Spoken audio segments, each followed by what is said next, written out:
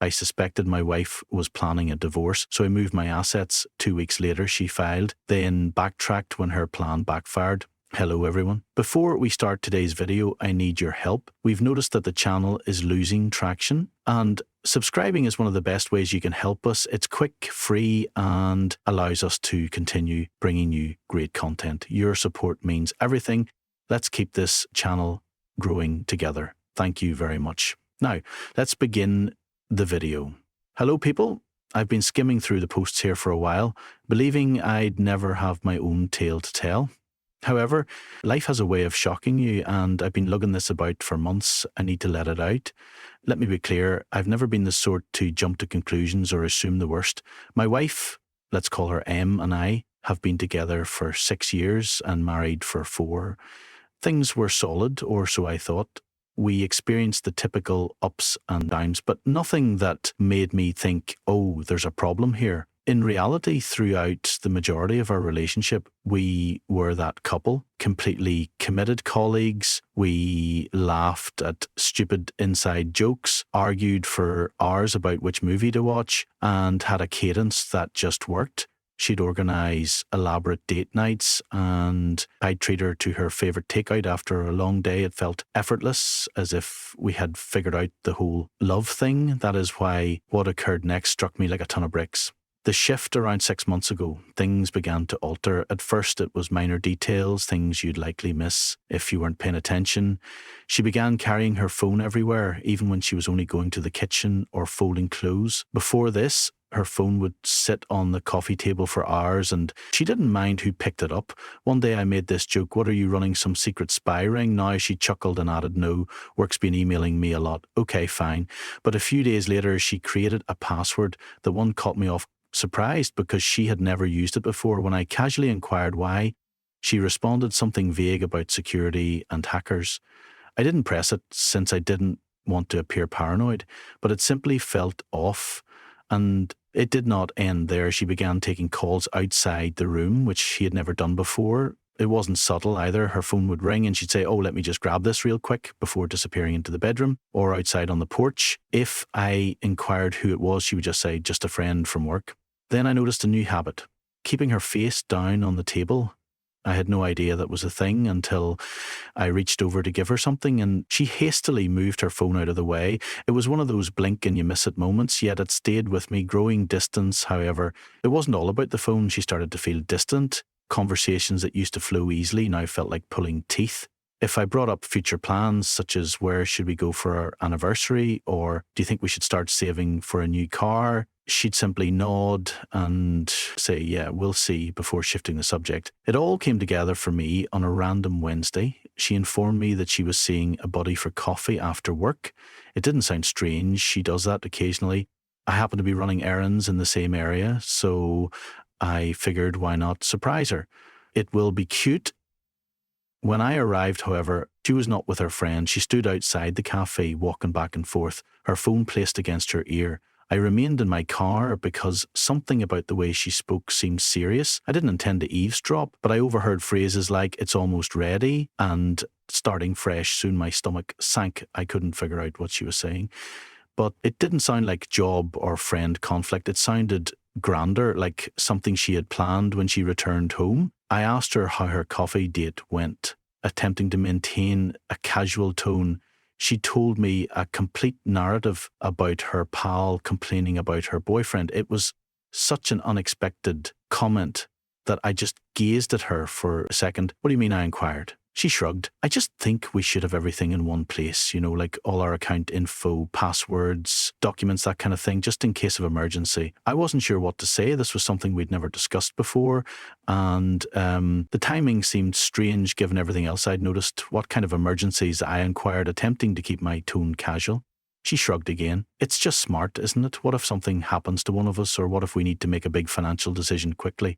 Her argument made sense on the surface, but something about the way she expressed it made me nervous. It was too rehearsed and polished, as if she had been waiting for the appropriate time to bring it up. I nodded and murmured something like, "Yeah, I guess that's a good idea." But within, alarms were ringing. Why now? Why are we suddenly concerned about arranging our finances when we've always kept them separate and loose? That night, my mind kept reliving her words, attempting to figure out what it meant. was this just typical adult behavior and was I reading too much into it? But then I remembered the phone calls, the talk I overheard in the cafe, and how distant she'd been recently.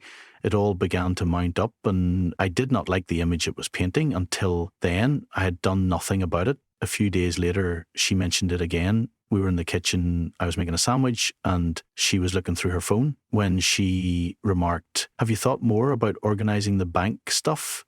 Like, do you know where all the account details are?" I lowered the knife and turned to face her. "Okay, what's going on?" I inquired, attempting to keep my tone light. "But from you've been bringing up the finances a lot lately, is there something we need to talk about?" She finally looked up from her phone, astonished that I had pressed her on it. "No, nothing's wrong," she responded hastily, making me giggle. "I just think it's important, that's all. For emergencies like what?" She shrugged, her expression unreadable. "I don't know, just life stuff. It's not a big deal, I promise. I just think it's something we should get on top of."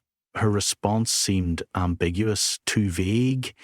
I nodded and let it go, but the way she avoided providing a direct answer made me even more suspicious. It didn't seem like a casual suggestion anymore. It felt like she was concealing something, but I had no idea what it was.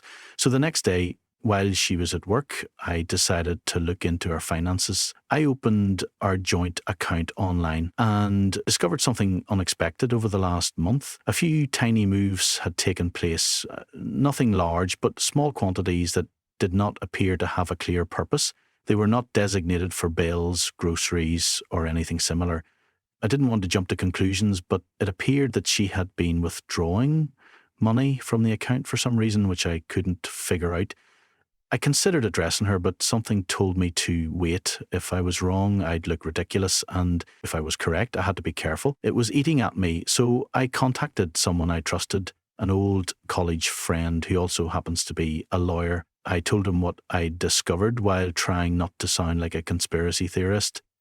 "Look," he remarked after I'd explained everything, "I'm not saying something is absolutely going on, but you're not insane for wanting to be ready. If you're concerned about protecting your assets, now is the moment to do so. Better safe than sorry." He walked me through what I could do, simple procedures to ensure my finances were protected if something happened.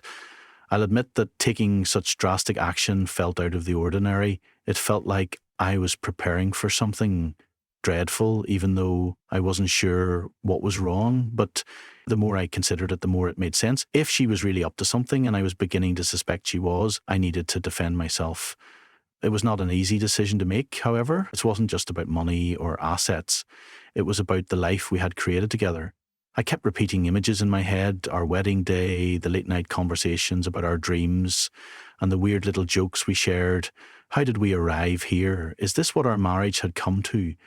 The prospect of taking these measures felt like conceding defeat, as if I was officially abandoning the trust we previously shared that evening. While she was out, I sat at my desk and took out my laptop. My hands shook as I opened the computer and began browsing through everything: bank accounts, investment accounts, and the property deed. Each paper I studied felt like a betrayal, but a persistent voice in my head reminded me that this was about survival, not sabotage. I didn't mean to hurt her. I couldn't get rid of the idea that if I didn't act now, I'd regret it later. I compiled a list of everything I could transfer and how to do it without raising suspicion. As I typed, I felt a crushing weight settled against my chest. I had entirely trusted her for years, and now here I was playing defense against the person I thought would always have my back. Then I called my mother and explained why I needed her help, but not in detail. "I need you to hold on to some things for me for a while. If it's nothing bad, just something I need to do to protect myself, just in case." She was silent for a minute, likely trying to figure out what I wasn't saying. "Are you okay?" Her voice was filled with anxiety. "Yeah," I lied. "It's just a precaution, nothing to worry about." She didn't press me, but I could hear the pause in her voice when she responded, "Of course, sweetheart, whatever you need." I hung up the phone with an odd mix of relief and shame. I despised engaging her in this mess, but knowing had my back provided some steadiness in an otherwise chaotic environment. By the time Em arrived home, I had already begun the process. I moved the majority of my assets, our cash, investments, and even the house to my mother's name. I kept enough in our joint account to keep up appearances, but the rest was locked down. She didn't notice anything.